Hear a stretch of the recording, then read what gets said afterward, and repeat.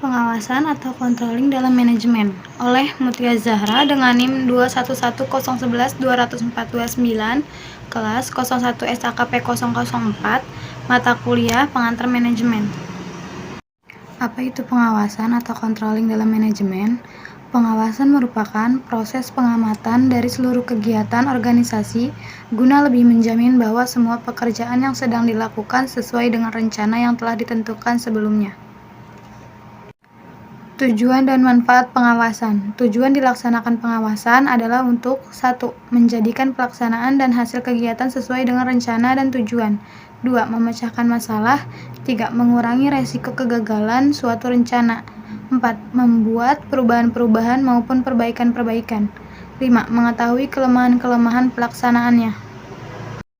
Bila fungsi pengawasan dilaksanakan dengan tepat, organisasi akan memperoleh manfaat berupa 1. Mengetahui sejauh mana program sudah dilakukan oleh staf, apakah sesuai dengan standar atau rencana kerja, apakah sumber daya telah digunakan sesuai yang telah ditetapkan. Fungsi pengawasan akan meningkatkan efisiensi kegiatan program. 2. Mengetahui adanya penyimpangan pada pemahaman staf dalam melaksanakan tugas-tugasnya. 3. Mengetahui apakah waktu dan sumber daya lainnya mencukupi kebutuhan yang telah dimanfaatkan secara efisien. 4. Mengetahui sebab-sebab terjadinya penyimpangan. 5. Mengetahui staf yang perlu diberikan penghargaan, dipromosikan, atau diberikan pelatihan lanjutan. Faktor dan karakteristik pengawasan. Faktor-faktor tersebut adalah 1. Perubahan lingkungan organisasi. 2. Peningkatan kompleksitas organisasi. 3. Kesalahan-kesalahan yang sering terjadi. 4. Kebutuhan manajer untuk mendelegasikan wewenang. Karakteristik pengawasan sebagai berikut. 1. Akurat. 2. Tepat waktu. 3. Objektif dan menyeluruh. 4. Terpusat pada titik-titik pengawasan strategis. 5. Realistik secara ekonomis. 6. Realistik secara organisasional. 7. Terkoordinasi dengan aliran kerja organisasi. 8. Fleksibel. 9. Bersifat sebagai petunjuk dan operasional. 10. Diterima para anggota organisasi. Langkah dan metode pengawasan. Ada 5 tahap atau langkah dalam metode pengawasan sebagai berikut. 1. Tahap penetapan standar. Tahap pertama dalam pengawasan adalah penetapan standar pelaksanaan. Standar mengandung arti sebagai suatu satuan pengukuran yang dapat digunakan sebagai patokan untuk penilaian hasil-hasil, tujuan, sasaran, dan kuota dan target pelaksanaan dapat digunakan sebagai standar.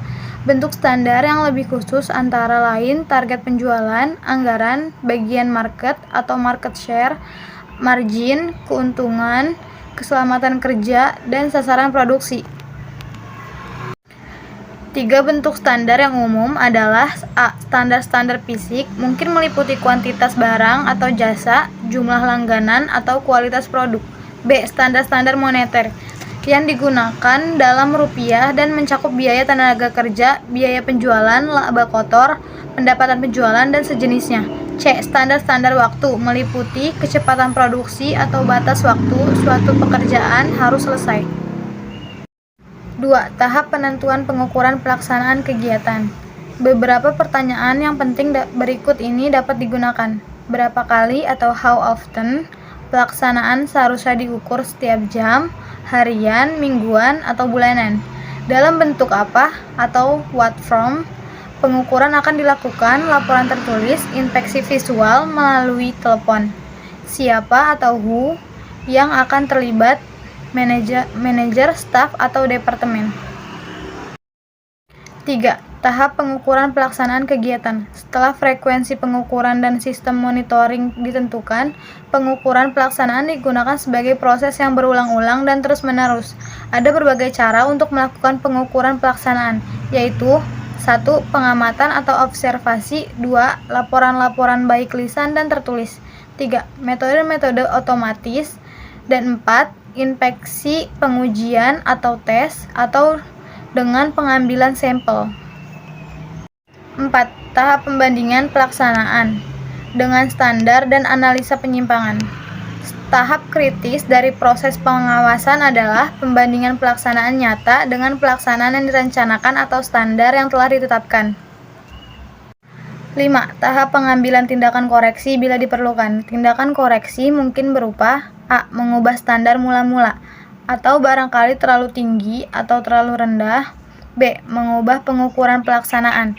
Infeksi terlalu sering, frekuensinya atau kurang, atau bahkan pengganti sistem pengukuran itu sendiri. C. Mengubah cara dalam menganalisa dan menginterpretasikan penyimpangan-penyimpangan.